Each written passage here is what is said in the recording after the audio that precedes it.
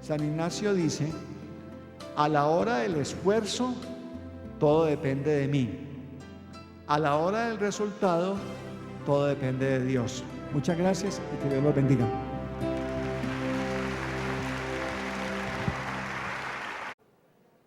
Señoras y señores, para Televida, obra de la Congregación Mariana de Medellín, es un verdadero honor contar con su presencia. Muchas gracias por haber aceptado esta invitación al seminario El Camino de la Serenidad. Nuestra primera reflexión se titula La crisis como camino de crecimiento, a cargo del doctor Gustavo Burgos Ortiz, filósofo, teólogo, antropólogo y psicólogo. Doctor Gustavo, bienvenido y muchas gracias. Estamos prestos a escucharle.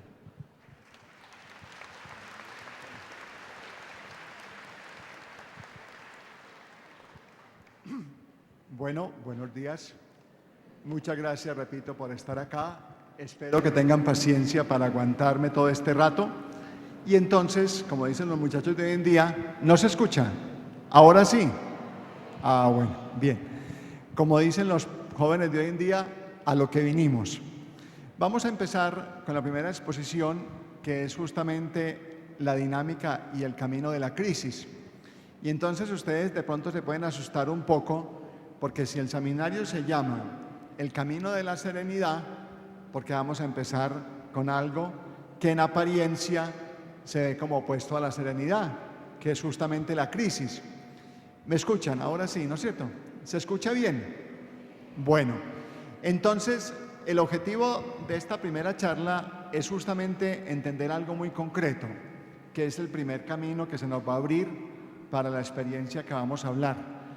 Cuando hablamos de serenidad, mis amigos, a veces pensamos como en lugares muy plácidos, música de la nueva era, un lago, un ambiente de campo, uno sentado por allá bien sabroso, sin ningún problema. Y decimos, ay, qué dicha en vacaciones, qué dicha en tal parte, que estuvimos tan bueno y no teníamos dificultades. Pues la serenidad realmente no es eso.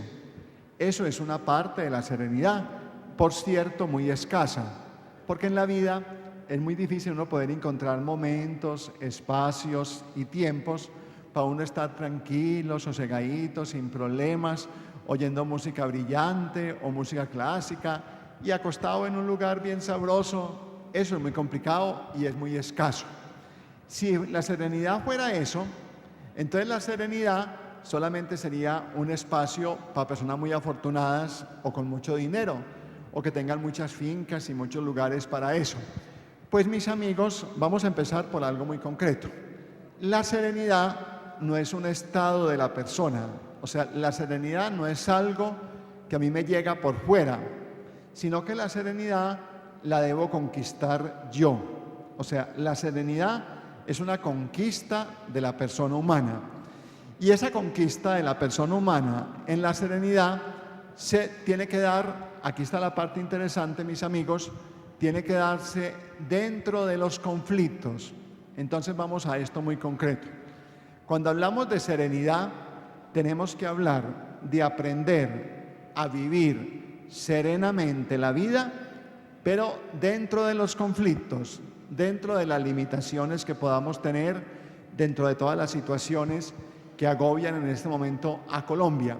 De pronto nosotros tenemos una imagen de la persona de Jesús, de la persona de la Virgen y la persona de los santos como personas muy apacibles, como personas que están tranquilas en una nube, montadas por allá y como que no tuvieran problemas. Pues resulta, mis amigos, que Jesús, la Virgen María, San José y los santos tuvieron que batutear y tuvieron que moverse en cantidad de conflictos que ustedes ni se imaginan. Vamos a poner un caso muy sencillo que se me viene a la memoria así rapidito, porque de hecho es para mí una persona muy significativa. Santa Teresita del Niño Jesús, esta santica jovencita que hace poco estuvieron por aquí sus restos y que más o menos es muy cercana a nosotros, a pesar de ser una santica francesa, siempre la hemos visto siempre lo hemos visto en las imágenes como sonriente, con una cantidad de florecitas, un Cristo acá, y como una religiosa jovencita sin ningún problema.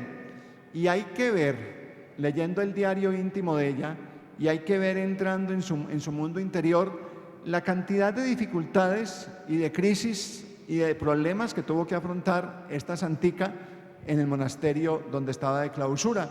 Igual Francisco de Asís, igual los grandes hombres, Simón Bolívar, bueno, toda esta cantidad de personas que nosotros conocemos. Entonces, por eso es tan importante, mis amigos, que empecemos a ubicar la crisis.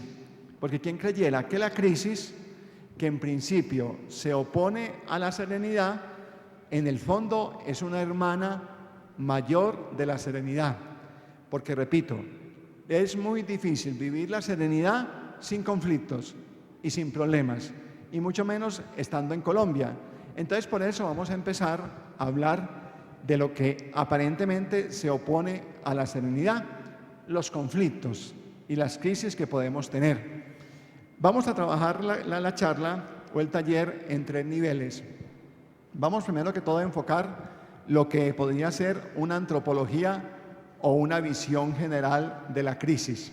Vamos a ver, y de los problemas de la vida. O sea, vamos a ver una visión general de lo que sería la crisis o las dificultades de la vida.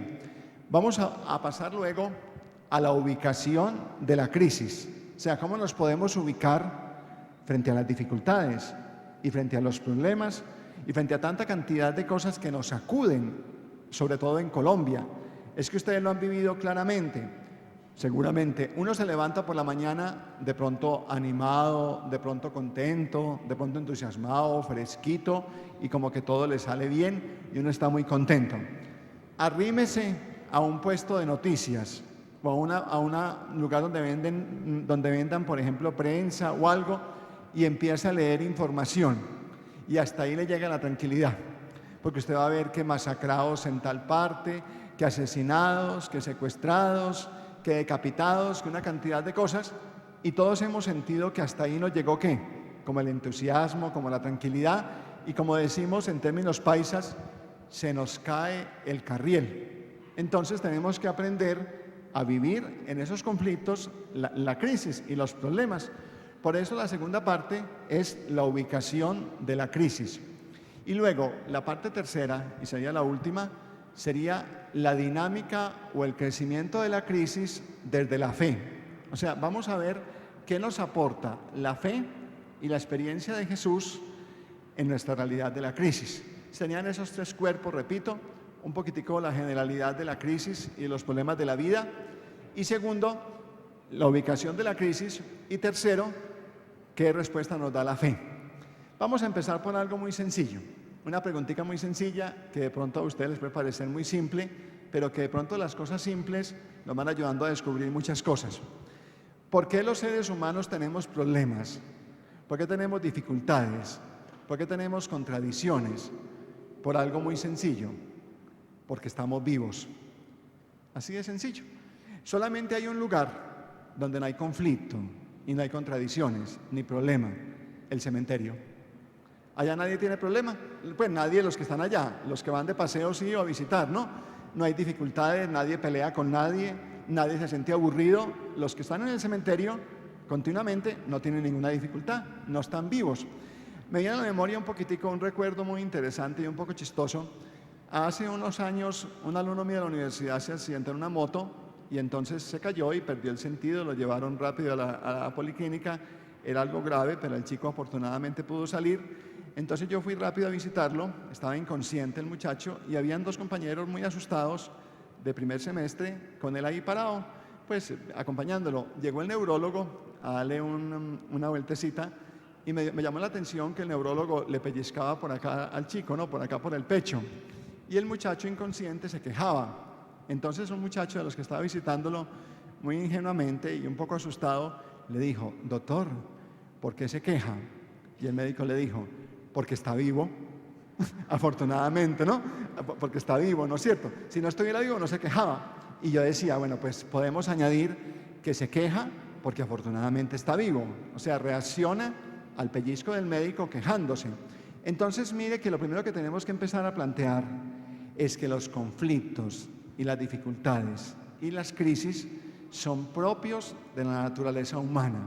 O sea, sin conflictos, sin dificultades, los seres humanos no seríamos, no creceríamos, no existiríamos como personas. Imagínense ustedes, tomen ustedes en su imaginación un niño, cójanlo ustedes de 3 añitos, métanlo en un ambiente, en un barrio, en una finca, en una casa, donde el niño no va a tener ningún conflicto, donde nadie lo moleste, donde no tenga ninguna contrariedad, donde no tenga ningún problema, donde nadie le altere nada, y déjelo así 25 años. ¿Qué tipo de persona sería? Un completo inútil. Así de sencillo, ¿no es cierto? Porque lo educamos en un invernadero. Y entonces, cuando sale del invernadero, no sabe qué hacer. Lo que pasa con esas maticas, que son muy finitas, que son muy especiales y muy bonitas, pero que usted tiene que tenerlas en un lugar muy especial, a una temperatura muy especial, con un abono muy especial, con mucho cuidado. Y hasta ahí le funcionan.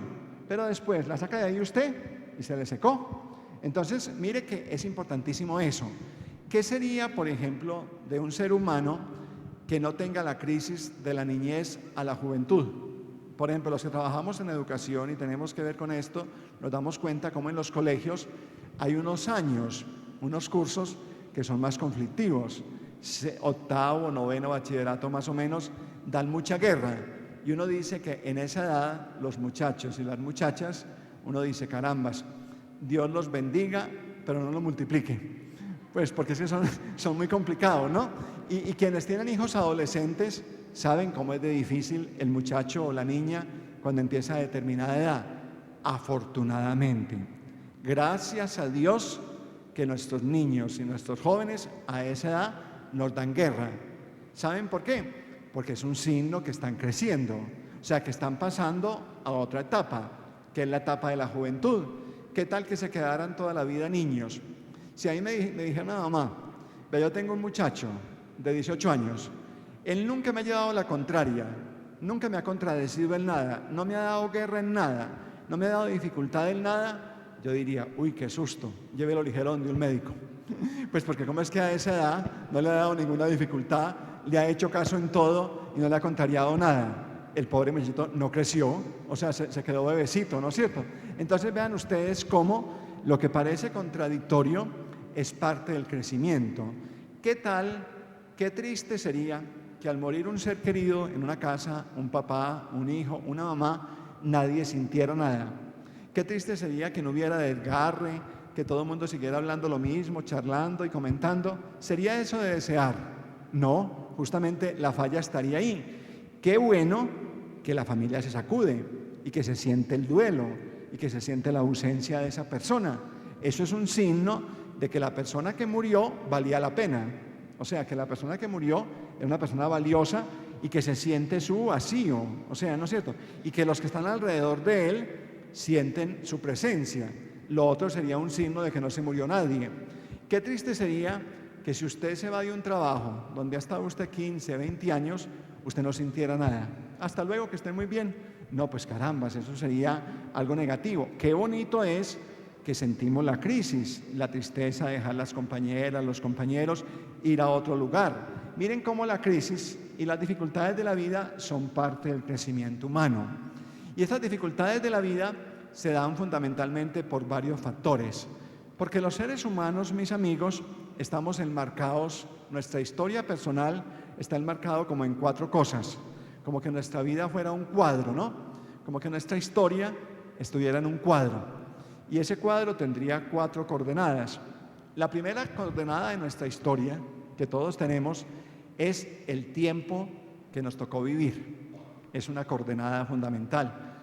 Si ustedes y yo hubiéramos nacido hace 100 años, ¿cómo sería distinta nuestra vida, no es cierto? ¿Cómo sería distinta nuestra historia? Empezando porque no estaríamos aquí, ¿no es cierto? Sería otro tipo de cosa. A veces nos lamentamos mucho de que, ay, las épocas antiguas, ahora tiempos, como era de bueno.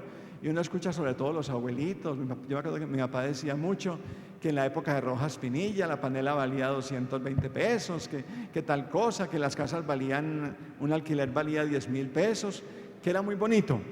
Pero en el fondo era casi lo mismo. Bueno, por ejemplo, que en la época de Rojas Pinilla la panela valía 220. Bueno, pongamos que sí. La pregunta es, ¿cuánto había que conseguir y trabajar para conseguir 220? Que un arriendo de una casa se conseguía por 10.000 pesos. Eso sí, y una casa grande, muy bonita, dicen los antiguos con todo el respeto, y estamos de acuerdo. Pero ¿cuánto había que trabajar para conseguir 10.000 pesos? Entonces miren que en el fondo los tiempos son todos conflictivos y todos tienen sus ventajas. ¿Que era muy bonito todo? Estamos de acuerdo. También había muchas limitaciones. La gente se moría de un cólico miserere, que hoy en día es una apendicitis, ¿no es cierto?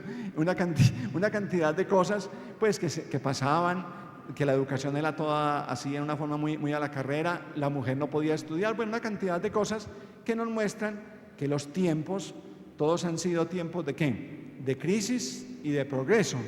Entonces, la época actual nuestra es una época de mucha crisis, hay muchas dificultades, y sobre todo en Colombia, pero también hay mucha riqueza, hay muchos valores. Mire cómo usted ahora tiene un dolorcito, tiene un principio de alguna enfermedad seria, si usted va a tiempo, hay una cantidad de aparatos, una cantidad de cosas que le facilitan rápidamente el diagnóstico y rápidamente la curación. Entonces vean ustedes cómo hay una cantidad de valores.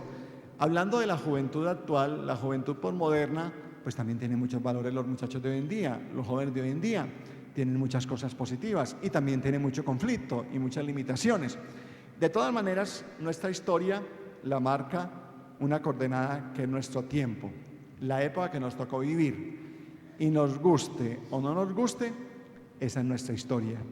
No tenemos una máquina para devolvernos al pasado. Por más que añoremos vivir en el siglo XVIII, siglo XIX, ahí nos tenemos que quedar donde estamos. Y no tenemos tampoco una máquina para aumentar el futuro y de pronto vivir en el 2080, 2090. No, esta es nuestra historia. Y aquí nos tocó vivir en este tiempo, fines del siglo pasado y principio de este. Y ahí tenemos que responder y ahí tenemos que luchar por tener la mayor serenidad posible, hasta donde sea posible. Segunda coordenada que envuelve nuestra vida, que la enmarca, es el espacio, el lugar donde vivimos. Si fuéramos argentinos, si fuéramos alemanes, si fuéramos orientales, nuestra historia sería distinta. Si fuéramos orientales, estaríamos todos sentados en el suelo. Un oriental no aguanta más de 10 minutos en una silla de estas. Ellos tienen otra cultura, otro estilo, otro modo de ser. Si fuéramos alemanes, hayamos entrado todos callados, todos serios, y no, somos paisas y somos colombianos. Y nos tocó vivir nuestra historia en Colombia. Y Colombia es nuestra patria. Y en este conflicto, en este ambiente, en estas dificultades, en estos problemas, aquí tenemos que responder. A menos que podamos viajar lejos, irnos para otro país, pero tampoco es de desear, y quienes lo han hecho tampoco les ha ido muy bien algunas veces. Y la tercera coordenada que marca nuestra vida, que esa sí es mucho más importante, son las circunstancias que rodean nuestra vida. O sea, lo propio y lo común de muchas personas. Cada historia, cada ser humano tiene su historia y sus circunstancias especiales. Todos los que estamos aquí, si nos fuéramos a reunir ahora y fuéramos a hablar de nuestro pasado, nuestro ambiente familiar, nuestro ambiente social, nuestra salud, una cantidad de cosas, todos coincidiríamos en que hay muchas cosas que son ¿qué? Diferentes, ¿no? Y podemos tener historias parecidas por la edad, por el barrio, por muchas cosas, pero en el fondo somos todos muy diferentes. Cada uno tiene una cantidad de circunstancias que son diferentes en su vida. Por ejemplo, ser único hijo, ser hijo mayor, tener los padres muy enfermos, tener los padres muy aliviados, tener buenos vecinos, no tener buenos vecinos, tener buen apoyo familiar, no tener, bueno, una cantidad de cosas forman para bien o para mal nuestras circunstancias. Y nuestra vida está enmarcada ahí, ¿no es cierto? Y finalmente, otra coordenada muy importante que enmarca nuestra vida es los datos de la vida. ¿Qué son los datos de la vida? Son aquellas cosas, mis amigos, que la vida nos dio y no podemos cambiar. O sea, que se nos impone por las buenas o por las malas. Por ejemplo, Nadie puede cambiar a sus padres. Puede no quererlos, puede abandonarlos, puede reemplazarlos por otros padres, pero sus papás fueron esos, buenos o malos, ¿esos fueron qué? Fueron sus padres. Nadie puede cambiar el color de sus ojos, puede cambiar los ojos, pero no el color. Y nadie puede cambiar ciertas circunstancias, ciertos datos que en nuestra vida tenemos y que no podemos cambiar. Más adelante vamos a ver cómo ciertas cosas de la niñez, ciertas experiencias de la niñez nos han marcado para toda la vida y eso no se podrá quitar nunca, porque eso está ahí. Entonces, los datos son también historia de nuestra vida y por las buenas o por las malas debemos contar con ellos, porque son el marco de nuestra existencia. Entonces, miren ustedes, mis amigos, que si queremos afrontar la crisis y queremos vivir con serenidad, tenemos que empezar ¿por dónde? Tenemos que empezar por aceptar esas 4 coordenadas de nuestra vida. Cuando uno en consultorio o en consulta con las personas, uno escucha ciertos problemas, ciertas limitaciones, ciertas cosas que a uno le cuentan la gente, uno casi siempre escucha que la persona se queja y se lamenta de cosas pasadas, sobre todo de la niñez, o ciertas limitaciones, o ciertas cosas que a todos nos asustan y que todos nos hacen sentir la vida un poquitico difícil. Pero la pregunta más importante sería, ¿qué ventaja, qué fruto o qué riqueza le puedo sacar yo a esto? O sea, ¿cómo puedo hacer yo para que esta circunstancia negativa, estresante, sea para mí un camino de tranquilidad? Los seres humanos, mis amigos, nos parecemos mucho, nos tenemos que parecer a los mineros de esmeraldas. Y usted dirá, pero qué raro, qué comparación tan rara, mineros de esmeraldas a nosotros en la vida. Les voy a decir por qué. Mire, los mineros son personas que se mantienen por lo generalmente muy sucias, bueno, en fin, y su vida es muy complicada. Los mineros de esmeraldas, si alguno de ustedes conoce por allá por Boyacá todo esto, los mineros de esmeraldas se meten a las minas, que son oscuras y que son frías y que son muy feas. Se meten allá y sacan unas piedras feas y cochinas y ordinarias, ¿no? Empiezan a pulirlas, empiezan a hacerle todo un proceso que yo no sé cuál es, y al final, ¿qué queda? Una linda esmeralda, que salió ¿de dónde? De un socavón oscuro y feo y desaseado. Y de ese ambiente, el minero fue capaz de sacar una esmeralda que luego va a valer un platal y que luego alguien va a exhibir con mucho lujo y con mucha elegancia. Mis amigos, lo mismo es la vida. Díganme si no.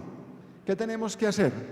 Tenemos que entrar a los socavones de nuestra historia, a las partes tristes de nuestra vida, a esos recuerdos dolorosos, a esas tragedias, a esos lutos, a esas experiencias, y desde ahí ver a ver cómo podemos sacar de pronto una linda esmeralda, una linda posición de nuestra vida de acuerdo a la experiencia y de acuerdo a los valores que le pongamos a eso.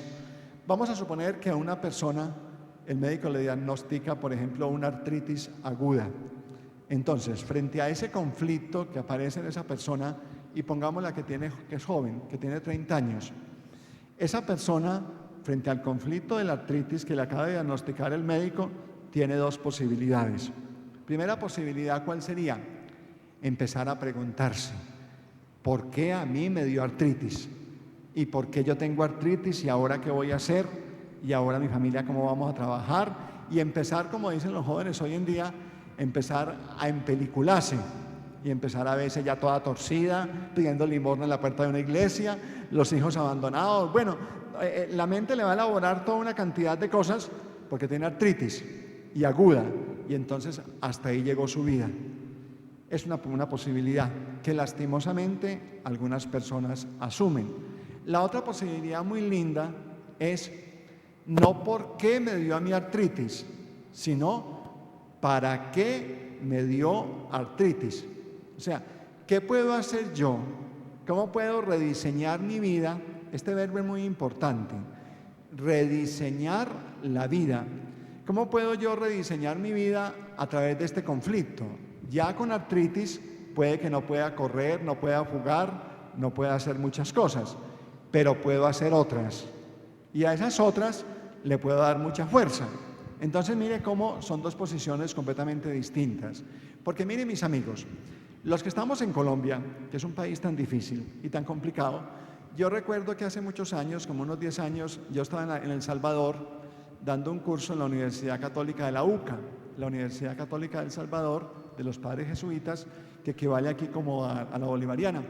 Los chicos salvadoreños, por la guerra, lo que han sufrido son muy serios, pero tienen como un picantico chistoso para las bromas, ¿no? Y son como hirientes, pero simpáticos. Después de la conferencia en la universidad, en el patio, se me arrimaron unos muchachos, jóvenes ellos, como de segundo semestre, me saludaron, bueno, colombiano, tal cosa, y me decían que ellos querían venir a Colombia, querían conocer a Colombia, que era muy bonito, que si les colaboraba. Yo les dije, tranquilos muchachos, acaben su carrera y ya veremos a ver. En parte por librarme de ellos y en parte pues porque de alguna manera pues esperaba que acabaran, ¿no? Me decían, no doctor, es que tenemos que ir rápido, colabórenos. Y yo dije, pero ¿por qué tanto afán? Acaben su carrera. Y me dijeron, tenemos que ir rápido a Colombia antes de que se acabe. Hay que ir ligero antes de que se acabe, ¿no? En ese chistecito, en ese humorcito, yo veía algo como simpático y a la vez también como muy cruel, ¿no? Tenemos que ir a Colombia ligero antes de que se acabe. ¿Qué quiere decir eso? Pues que los colombianos estamos muy amenazados de muchas cosas que nos pueden pasar. Y entonces tenemos que aprender, a lo que les decía ahora, rediseñar la vida en algunos momentos. Que una persona tenía su trabajo, tenía un estilo de vida, una modalidad de gastos, de acuerdo a su trabajo. De pronto se queda sin empleo, recorte de personal. ¿Qué tiene que hacer esa persona para recuperar la serenidad y superar la crisis? Rediseñar su vida, revisar los gastos, cortar cosas y asumir un estilo de vida que ya va a ser ¿qué? Ya va a ser más distinto, más limitado, pero que a la vez le puede traer otras ventajas. Entonces miren ustedes cómo rediseñar la vida se parece mucho a lo que le pasa a uno. Me perdonan los ejemplos que son un poquitico montañeros, un poquitico campesinos, pero me gustan mucho los ejemplos sencillos porque entendemos mejor la cosa. Lo que le pasa a uno cuando se quiebra un florero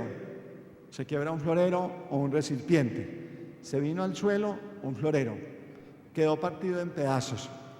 ¿Qué posibilidad hay frente a este florero que se cayó? Primera posibilidad, llorar por el florero que se cayó. ¡Ay, cómo era de lindo! ¡Ay, miren en pedazos cómo quedó! ¡Ay, quién me lo tumbó! Una cantidad de cosas para lamentarnos del florero que está en el suelo. Y eso es verdad. El florero era muy bonito, mire cómo quedó en pedazos. ¿Quién lo tumbó? Pero con eso no hacemos nada. La otra posibilidad es acabarlo de quebrar más. Coger y volverlo vuelto nada, pararnos encima de él, armar un escándalo, pelear con todo el mundo por el florero y tirarle el florero a la basura. Y la otra posibilidad, ¿cuál sería? Una que poquito hacemos. Coger los pedazos y ver hasta dónde podemos, ¿qué? Recuperar el florero. ¿Nos va a quedar igual? No nos va a quedar igual, pero algo podemos hacer. Eso se llama rediseñar, o sea, coger los pedazos de la vida y rediseñarlos, o sea, ver a ver qué hacemos con eso, ¿no es cierto? Se parecería mucho a los tacos de película de VH, que ya casi no se usan, pero de todas maneras todos nosotros nos ha tocado ver esto, ¿no? Cuando la cinta de una película se daña o se corta o bueno, se altera, hay una posibilidad, botar la película, y la otra posibilidad es llevarlo a alguien que sepa qué, empatarlo, ¿no es cierto? Una persona experta empata la película, empata la cinta. La película usted la coloca para verla en la televisión, no se ve igual. Ese pedazo va a quedar ¿qué? Va a quedar malo, ¿no? Pero luego sigue la película y ya sigue bien, ¿no es cierto? Quedó con esa herida, con ese pedazo ahí dañado, pero la película sigue buena. Algo parecido, mis amigos, tenemos que hacer en la vida. En toda nuestra vida, la película de nuestra vida a veces se ha roto. Una crisis matrimonial rompe la cinta de nuestra vida. Un desempleo rompe la cinta de nuestra vida. La muerte de un ser querido, una enfermedad terminal. tantas cosas que todos nosotros podíamos aquí pararnos a decir. Yo en mi vida tuve esta dificultad, en mi vida tuve este problema. Cuánta angustia y cuánto dolor tenemos todos los que estamos acá. Cuántas veces la cinta de nuestra vida se trozó o la trozaron otras personas, tal vez de mala voluntad. Pues mis amigos, a remendar la cinta y que la película de nuestra vida pues quede lo mejor que podamos. No va a quedar igual, eso sí es verdad, no va a quedar igual, porque es que eso que decimos, y que es una frase que se dice mucho, el pasado ya pasó, eso no es tan cierto. El pasado queda, y queda con sus heridas, y queda con sus aciertos, pero podemos trabajar con ese pasado, aunque no ha pasado todavía. Usted no puede decirle a una niña que en la infancia fue violada, que el pasado ya pasó. No, no es tan fácil. O a una persona que tuvo su amor con su esposa o sus hijos y el matrimonio se le acabó, tranquilo que el pasado ya pasó. Échele tierra a eso. Eso no es tan fácil.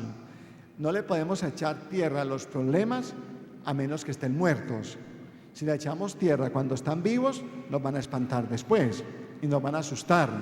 De ahí que con todo el respeto del caso, pues con todo el respeto y con toda la valoración que puede tener, a veces no es tan fácil pensar que en determinados grupos de oración o determinados grupos de experiencia de Dios, muy valiosos por cierto, se ha logrado una sanación total de ciertas cosas.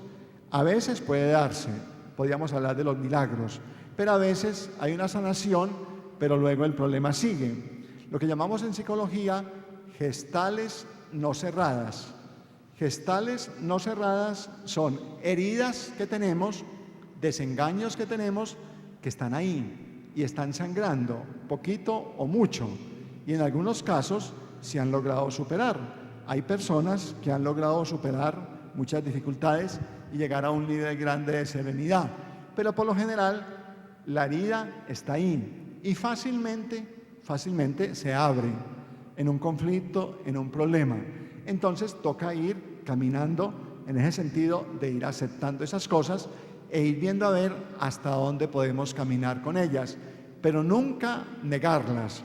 Decir, aquí no ha pasado nada, aquí ya todo pasó. No es tan fácil, aunque puede que sí, pero toca caminar con despacio y ver hasta dónde podemos llegar. Pasemos ahora, por el problema del tiempo, a la segunda parte, la ubicación de la crisis o de las dificultades.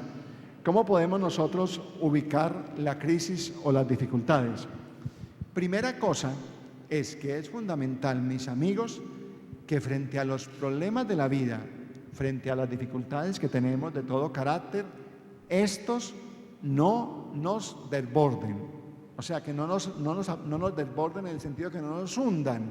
Es como si usted está en el mar y usted está gozando las olas y está muy contento y las olas lo sacuden, lo levantan, lo bajan, lo revuelcan, pero usted es dueño del movimiento. Cuidado, la ola de pronto lo coge y lo mete por dentro y se lo lleva. Ahí se acabó todo. ¿Qué pasa? Igual sucede con los problemas de la vida. Son olas que nos sacuden, nos revuelven, nos ponen todo al revés, pero tenemos que tener cuidado de estar como por encima de la ola, o sea, que la ola no nos sacuda. Que nos sacuda sí, perdón, pero que no nos hunda. ¿Cómo estar por encima de la ola? Hay una frase muy bonita de San Francisco de Sales, cuya fiesta creo que es hoy justamente, creo que es el día de San Francisco de Sales, y él tiene una frase que a mí me ha servido muchísimo, y la ha compartido mucho donde yo trabajo con los religiosos y los profesores y demás, y es que él habla de la santa indiferencia. Es un término muy interesante en este santo. Era un obispo muy importante, doctor de la iglesia y todo, y él habla de la santa indiferencia, indiferencia santa. Suena como raro, ¿no es cierto? Porque cuando uno habla de indiferencia, ¿uno qué piensa? Irresponsabilidad, falta de criterio, indiferente. Y cuando uno habla de santidad, pues habla de algo muy grande. Conjugar las dos cosas puede parecer un poco raro. Pues mis amigos, la santa indiferencia, según el santo, es que uno pone todo lo que está de su parte para que las cosas salgan bien. Uno pone todo su esfuerzo para que todo sea lo mejor. Y una vez que uno ha puesto todo su esfuerzo y todo lo mejor, quedar tranquilo, quedar indiferente.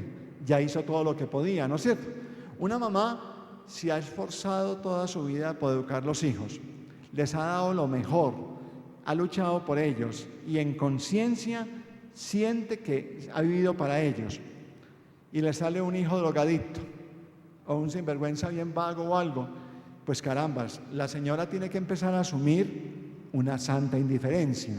¿Qué quiere decir eso? Lo que decíamos ahora, revisar qué ha hecho ella por su hijo, hasta dónde se ha esforzado por el muchacho y en vista que no ha podido hacer más, queda tranquila. San Ignacio de Loyola, el fundador de la comunidad de los jesuitas donde estamos aquí ahora, también tiene una frase muy interesante que a mí me ha servido muchísimo y que se las quiero comunicar a ustedes. San Ignacio dice, a la hora del esfuerzo, todo depende de mí. A la hora del resultado, todo depende de Dios. Les voy a repetir la frase que les puede servir mucho en muchas dificultades de su vida. A la hora del esfuerzo, de la lucha y del trabajo, todo depende de ¿quién? De nosotros. O sea, tenemos que ponerle todas las ganas a arreglar este conflicto, este problema. Y le ponemos toda la fuerza, buscamos todas las ayudas, hacemos lo que se puede hacer. Si no se soluciona nada, el resultado lo dejamos en manos de Dios.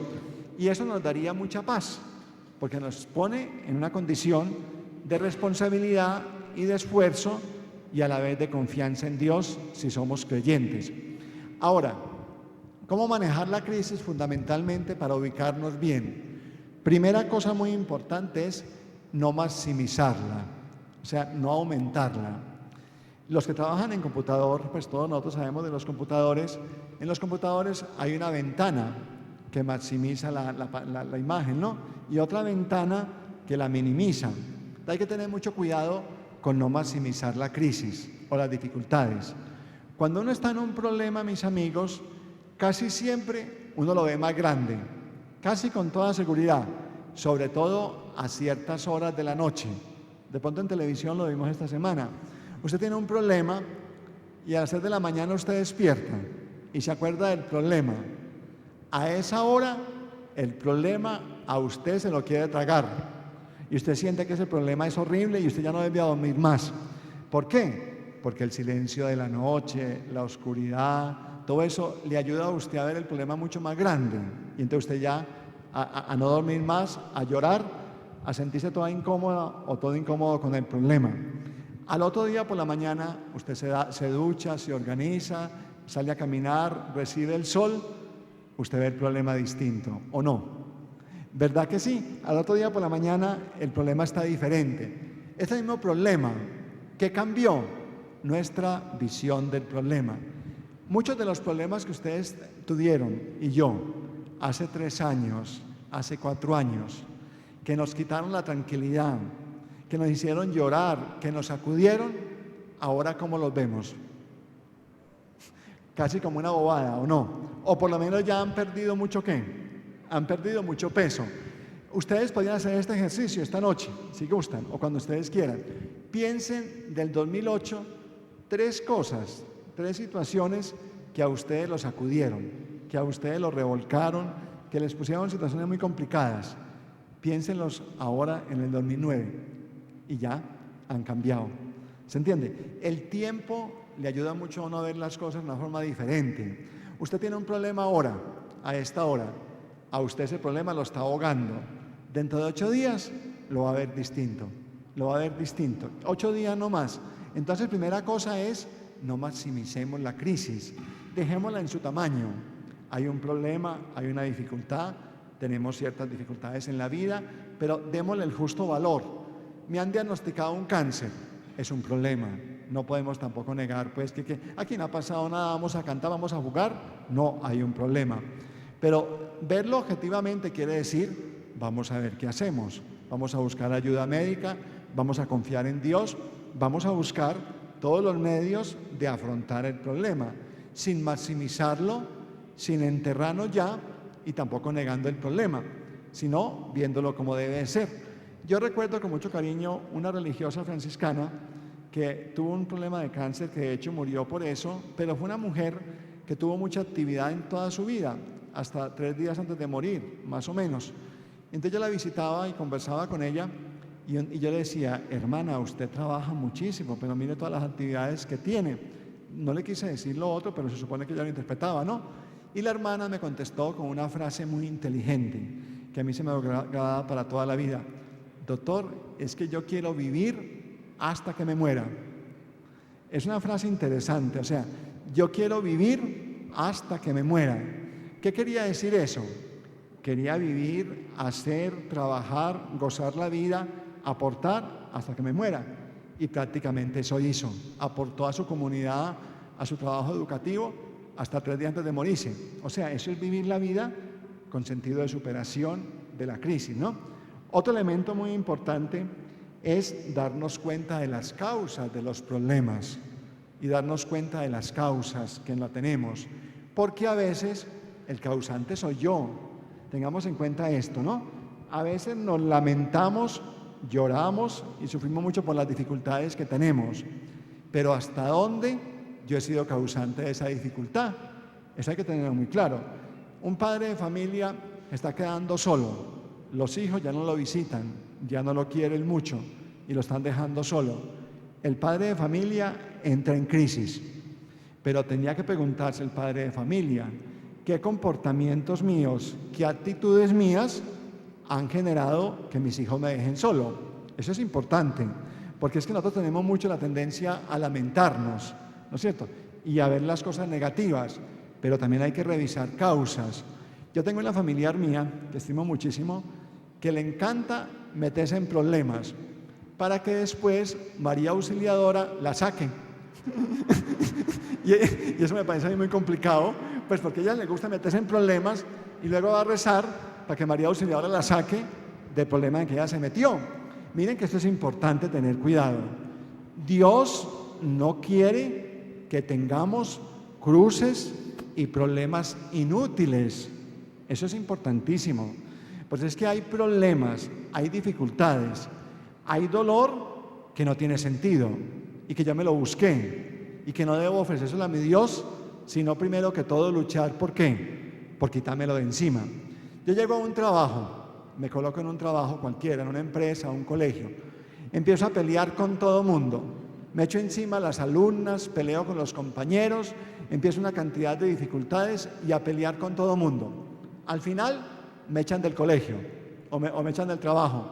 Ay, bendito sea mi Dios. Dios quiso que yo sufriera esta experiencia. Mi Dios me quiere probar. Eso es mentira. Eso se lo busca usted. O sea, eso lo busca usted porque no quiso, porque no revisó su comportamiento. Yo me agarro a fumar 2 paquetes diarios de cigarrillo. Al final, un cáncer de pulmón. Que sí haga la voluntad de Dios. No fue la voluntad de Dios, fue que usted se lo buscó, ¿no es cierto? Entonces tenemos que tener cuidado con eso.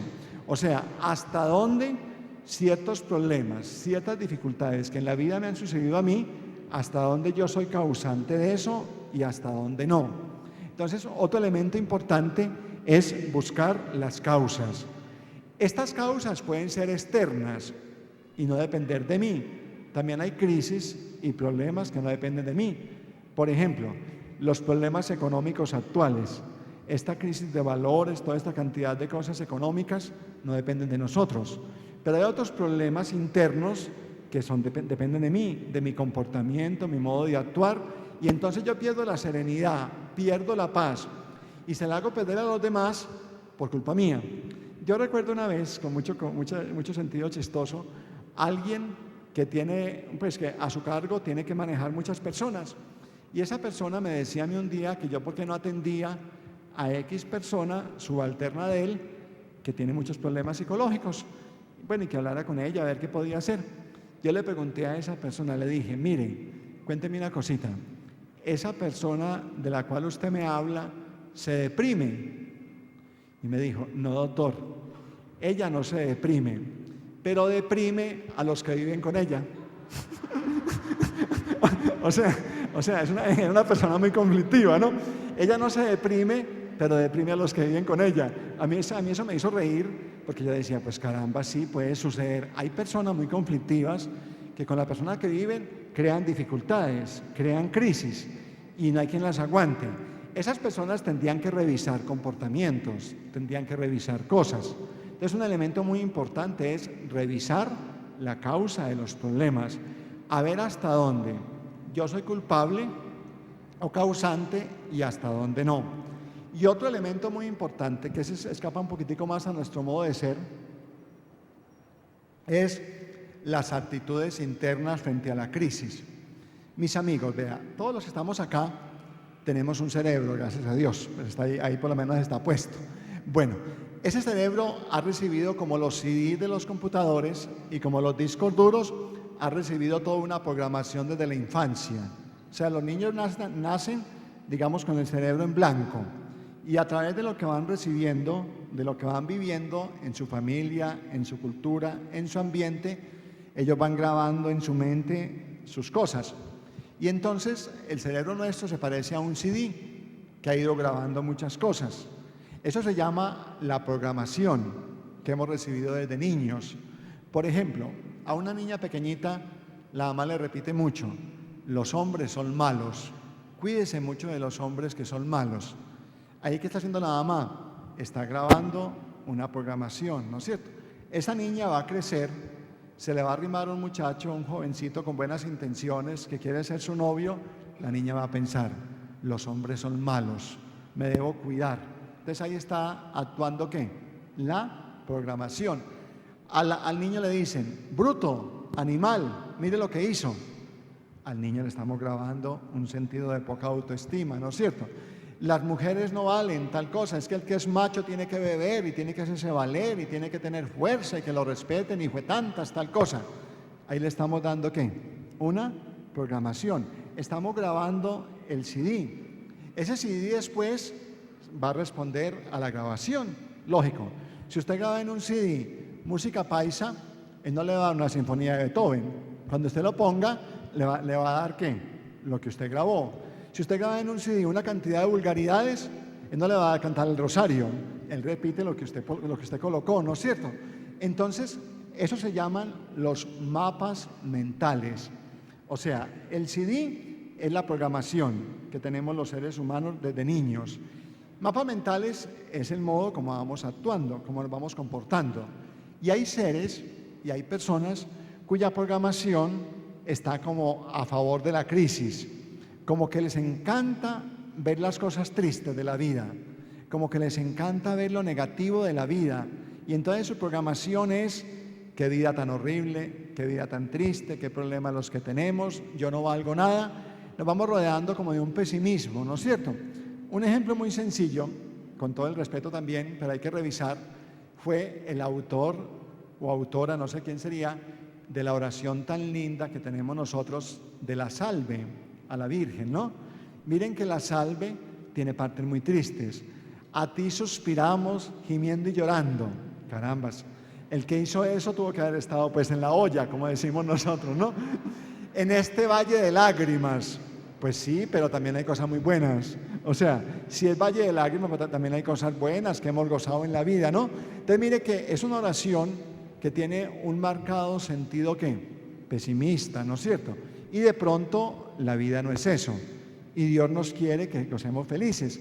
Entonces también tenemos que revisar hasta dónde mi programación mental es como para quedarme en la crisis, como para pensar mucho los problemas.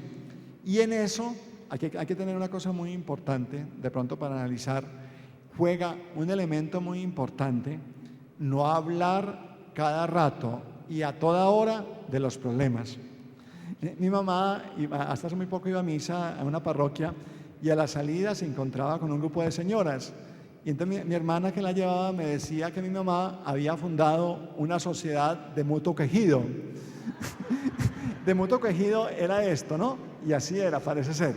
Me contaba la hermana mía, ¿no? Salía un grupo de señoras de misa de 8.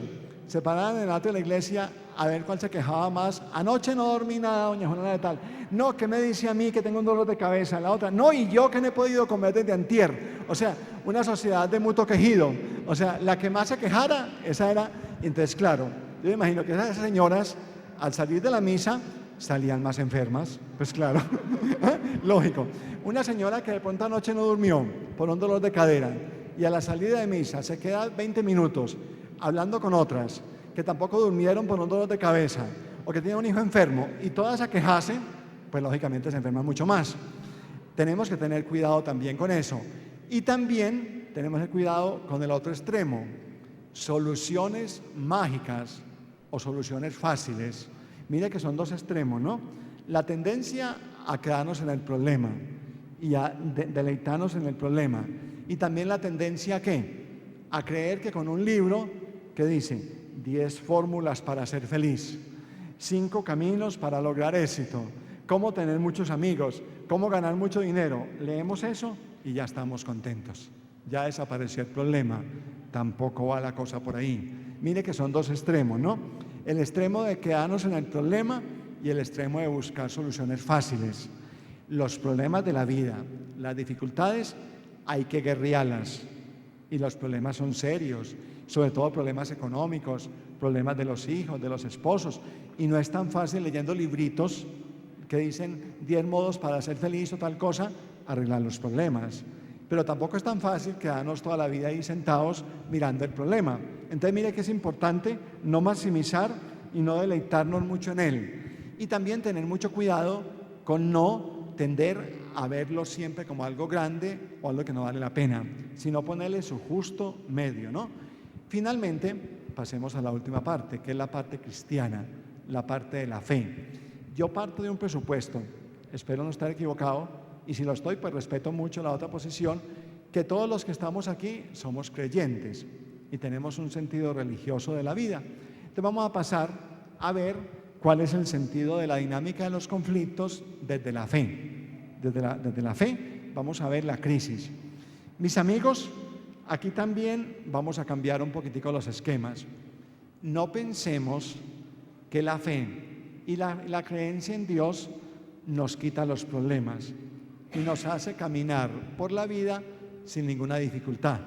A veces creemos que los cristianos, los creyentes, pasamos por la vida, no, sin ningún problema, porque como somos creyentes, Dios nos libró de todo. Eso es un grave error. Pensemos solamente, mis amigos, en la figura de la Virgen, la Madre de Dios. Y ahí nos podemos sacar el ejemplo más claro de qué es la fe. Mire, siendo María la Madre de Dios, se supone que un hijo que pueda escoger para su madre algo, ¿escoge qué? Lo mejor. Si a un hijo le dicen, vea, váyase para tal condominio, escógele a su mamá una casa, ¿cuál va a escoger? La mejor casa, ¿no es cierto? Pues o sea, va a escoger lo mejor para su mamá. Pues miren, Jesús, siendo Dios, a su madre solamente la libró de 3 cosas, solamente la eximió de 3 cosas. La eximió del pecado. María fue concebida sin pecado original. O sea, Dios Jesús la libró y la eximió del pecado. La eximió de la muerte y la eximió de la corrupción de su cuerpo, porque fue subida al cielo en cuerpo y alma. No la libró de más nada. No la libró del dolor, del sufrimiento, de las limitaciones, de los problemas, de todo lo demás. María tuvo que soportar todo lo demás. Los grandes santos han sufrido. Todos vimos, por ejemplo, cómo el Papa Juan Pablo II se iba desgastando y cómo la enfermedad le iba ganando terreno, ¿no? Y cómo se iba consumiendo en una enfermedad que lo llevó a la tumba. Vimos también en la Madre Teresa cómo se iba enfermando, cómo el corazón iba fallando y cómo al final murió de un infarto. Mire cómo Dios no nos libra de los problemas. Lo que la fe nos hace es ayudarnos a vivir los problemas en presencia de Dios, que es distinto. Esto es muy importante, porque yo le pido a Dios una cosa y puede que Dios me ayude de otra manera. Yo recuerdo unos vecinos míos que había recorte de personal en una fábrica y la señora le pedía a mi Dios que no fueran a echar el esposo, que no lo fueran a expulsar de la fábrica, y siempre lo expulsaron. Y me decía la señora, ay doctor, tanto que le pedí yo al Señor de Buga y a todos los santos que no me echaran a mi esposo de la fábrica y siempre lo echaron. Dios no me escuchó. Bueno, yo me quedé pensativo. Dios no me escuchó. Al tiempecito el Señor le liquidaron, o sea, le dieron pues su platica, ¿no es cierto? Montó en la casa una tiendecita, una tienda más o menos buena, el tener la tiendecita lo ponía más cerca de sus hijos, porque podía estar más cerquita de su familia, de su hogar, ¿no es cierto? Se dio cuenta de algunas dificultades que no se había dado cuenta cuando estaba trabajando en 2 hijos adolescentes. Pudo afrontar mejor las cosas, ¿no? Se cansaba menos en el viaje, respondía más desde el mismo a la tienda, poquito a poco le fue yendo bien, montó un supermercadito y ahora están felices. Dios lo escuchó, pero por otro lado.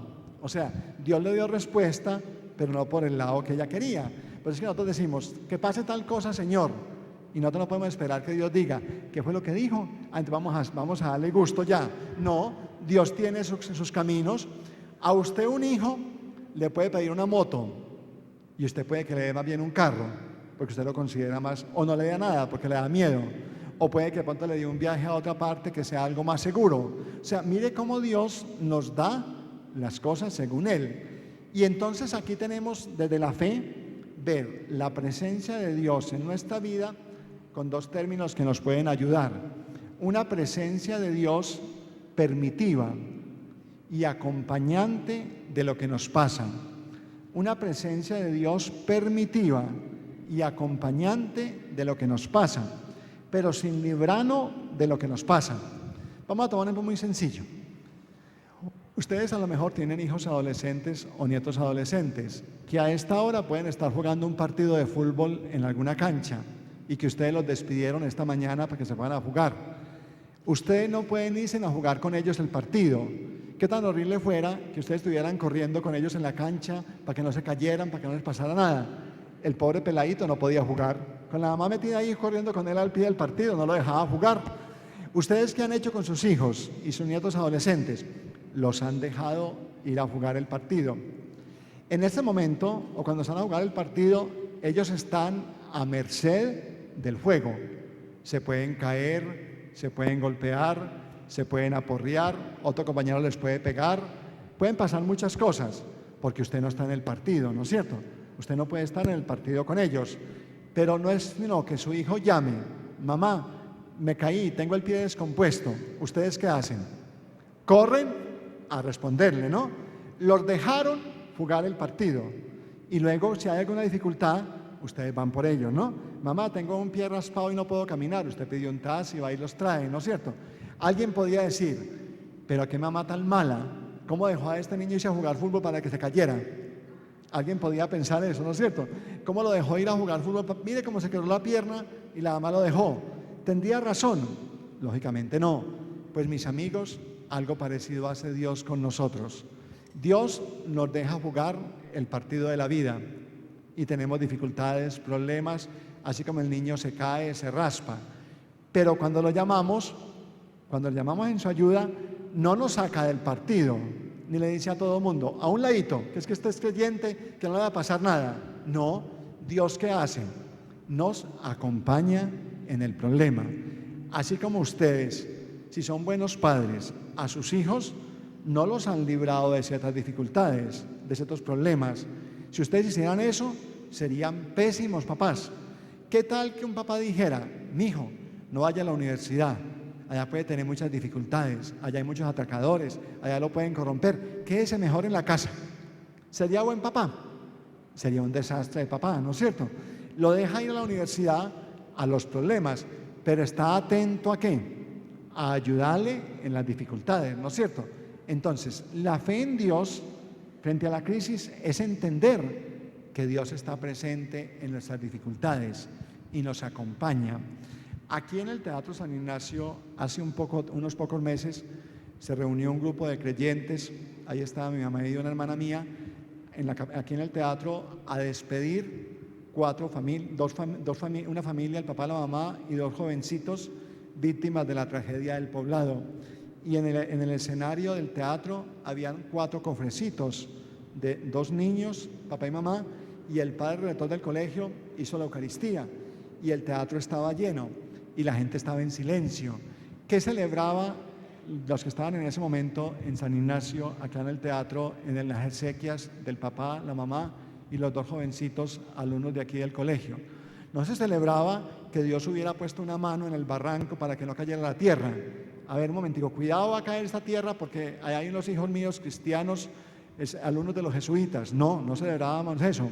¿Qué se celebraba? Celebraba la presencia de Dios en la tragedia.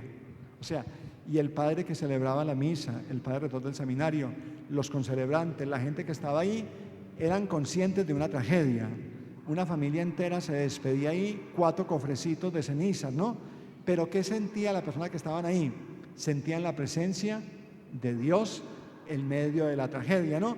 Y cuando después de la elevación, quienes estaban ahí dijeron: anunciamos tu muerte, proclamamos tu resurrección, ven Señor Jesús, estaban diciendo que ellos, desde la fe, estaban creyendo que a pesar de la tragedia y a pesar del absurdo de 4 cofres de ceniza, de jóvenes llenos de vida, alumnos del colegio empezando bachillerato, padres llenos de energía, por encima de todo eso, creíamos ¿en qué? En la resurrección y la presencia de Dios.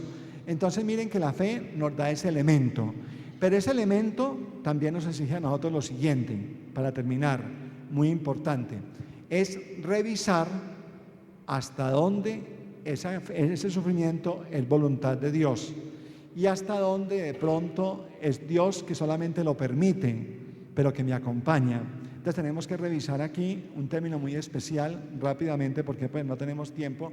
Es lo que puede ser voluntad de Dios directa o voluntad permitiva. Vamos a poner un ejemplo muy sencillo. Esta noche puede salir de la Terminal del Sur un bus, un pullman que va para Cali y el chofer está borracho, todo el día bebió, entonces va a manejar, es un ejemplo, ¿no? Va a manejar pues con poquitos reflejos y se fue.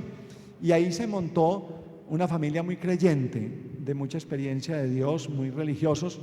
Vino el accidente 2 de la mañana, tragedia nacional, el bus se volcó, 10 muertos, 20 heridos. Entonces la gente dice, fue voluntad de Dios que esta familia se matara y fue voluntad de Dios estos heridos. Eso es complicado, decir que fue voluntad de Dios, porque entonces Dios quiso esa tragedia.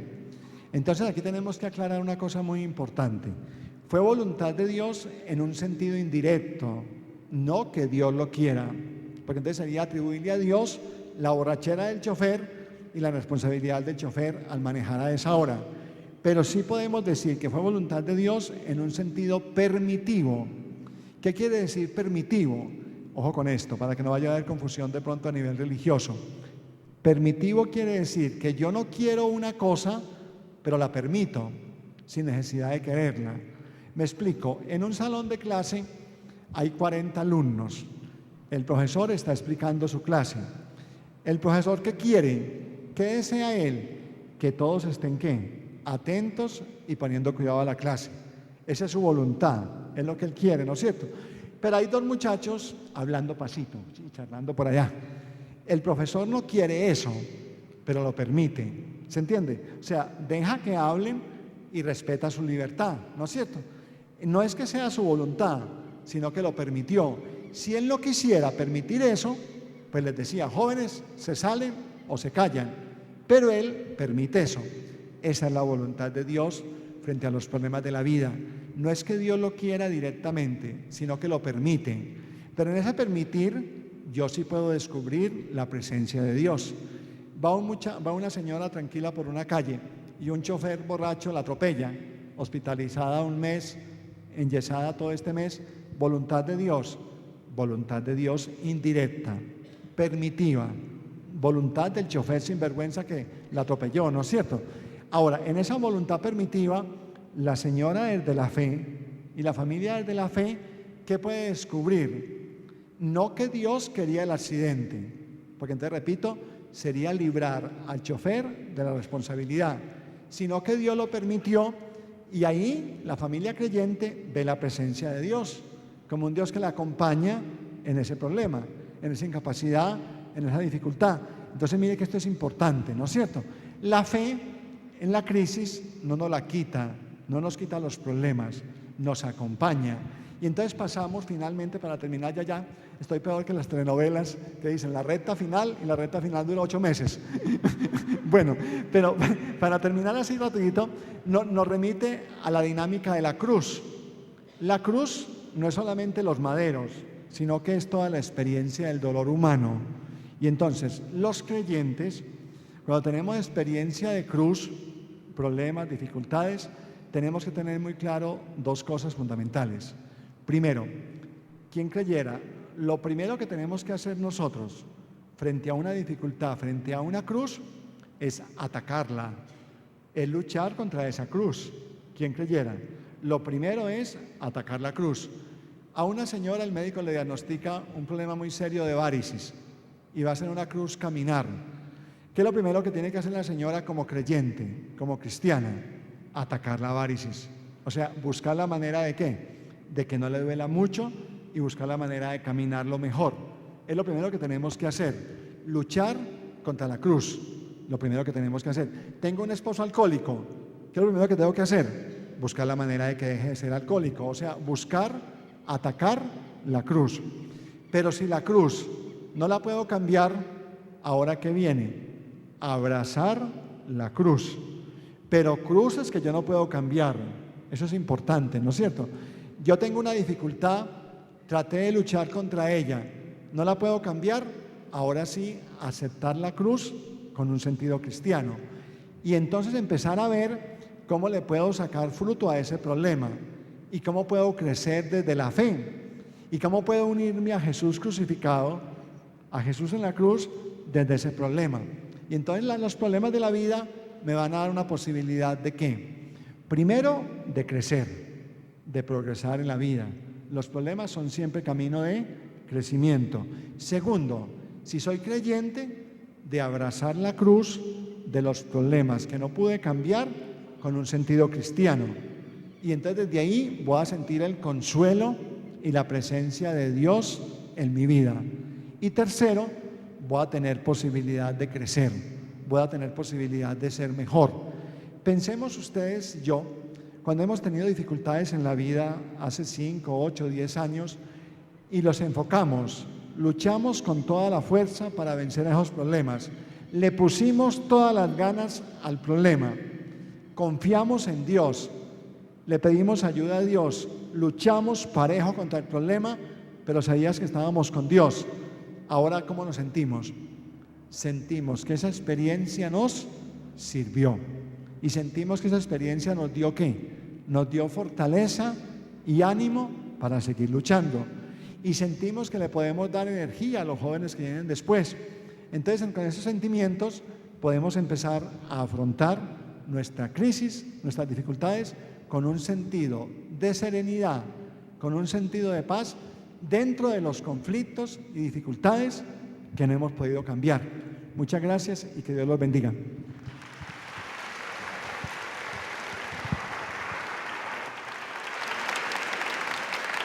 San Ignacio dice, a la hora del esfuerzo, todo depende de mí. A la hora del resultado, todo depende de Dios. Muchas gracias y que Dios los bendiga.